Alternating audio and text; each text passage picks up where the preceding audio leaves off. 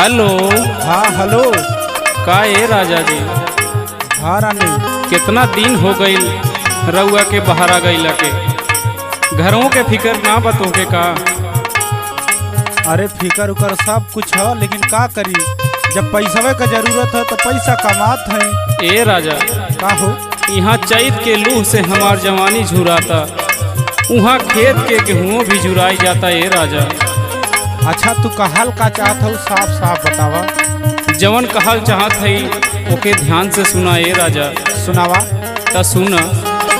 आई जादू बैया से घरे सजनवा, आई जादू बैया से घरे सजनवा, आई जादू बैया से घरे सजनवा, आई जादू बैया से घरे सजनवा, आई जादू बैया से घरे सजनवा, आई जादू बैया से घरे सजनवा, घरे सजनवा हो, घरे सजनवा हो, घरे सजनवा। लागल बाटे चैत खेत के बढ़ल बाटे कमावा, आई जादू बैया से घरे सजनवा, आई जादू बैया से घरे सजनवा।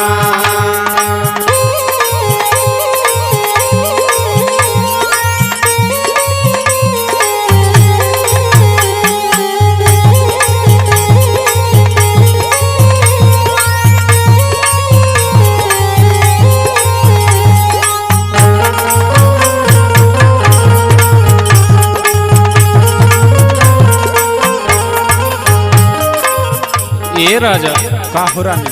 एगो तोहार छोट भाई बा, हाँ। घर के एको काम ना करेला, अरे तनी मैनेज करा कैसो, खाली दिन भर गाड़ी लेके इधर उधर उड़ल करेला। ए राजा तनी समझा बुझा दा। ई घर के काम हमसे अकेले ना होई। तो मजदूर लगाला ना अकेले कपैबू। ठीक है राजा तो सुना। सुनावा। ए घात बाटे इतना नहीं मिले मजदूरवा, मेरे मजदूरवा नहीं मिले मजदूरवा, मेरे मजदूरवा नहीं मिले मजदूरवा, ए नैहर में कटिया के सिखनी ना सहुरवा, सिखनी ना सहुरवा हो, सिखनी ना सहुरवा, सिखनी ना सहुरवा हो, सिखनी ना सहुरवा। ए राजा का हो रानी? ए घात बाटे इतना नहीं मिले मजदूरवा, नैहर में कटिया के सिखनी ना सहुरवा। मारेला पछुआ लूह लागे जाई जनवा हो, लागे जाई जनवा। आई जादू बैया से घरे सजनवा, आई जादू बैया से घरे सजनवा, आई जादू बैया से घरे सजनवा।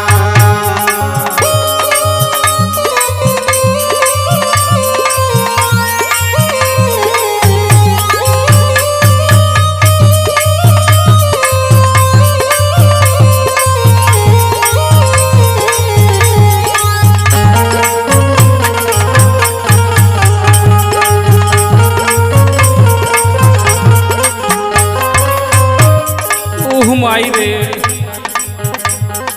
का भाई हो? तुह के हमार दर्द ना बुझाइए राजा। अरे दर्द बुझा था, लेकिन का करी, अब मजबूरी हमार समझा। तोहरा के बुझा तो दुबई में इतना दिन से हवा घरे ना चलौता। ओहो। सुना ए राजा हम का कहत हैं। सुनावा। घरवा के काम करके रोज जाई थकी, रोज जाई खाती हो, रोज जाई खाती, रोज जाई खाती हो, रोज जाई खाती।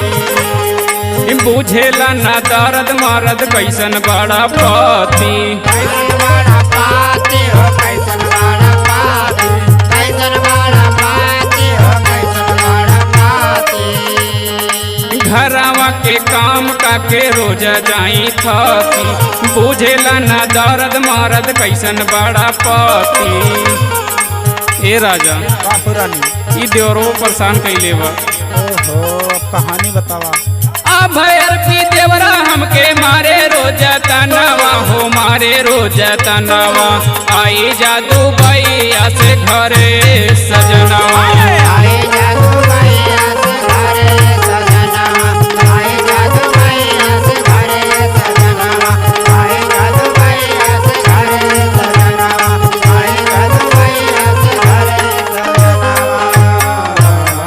राजा, अगर तू दुबई से ना आईबा तो हमहू चल जाते नैहर। अच्छा घबरा मत, आज हम बात करत हैं सेठ से।